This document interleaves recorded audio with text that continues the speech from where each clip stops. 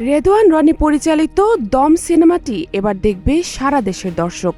24 April থেকে সারা দেশের single স্ক্রিনগুলোতে মুক্তি পাচ্ছে সিনেমাটি।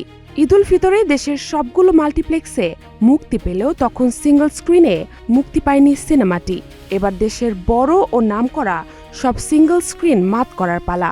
সিনেমাটির প্রযোজনা প্রতিষ্ঠান জানিয়েছে 50টিরও বেশি প্রেক্ষাগৃহে একযোগে প্রদর্শিত হবে চলচ্চিত্রটি। সিনেমাটির প্রযোজক শাহরিয়ার শাকিল আগেই জানিয়েছিলেন, পাইরেসির ঝুঁকি এড়াতেই শুরুতে সিনেমাটি শুধু মাল্টিপ্লেক্সে মুক্তি দেওয়া হয়। জানা গেছে, দম সিঙ্গল স্ক্রিনে মুক্তির প্রস্তুতি শেষ পর্যায়ে আছে। নতুন পোস্টার ডিজাইন করা হয়েছে, সেগুলো প্রিন্ট হয়ে গেছে। এখন সেগুলো সিনেমা হলে পাঠানোর কাজ চলছে।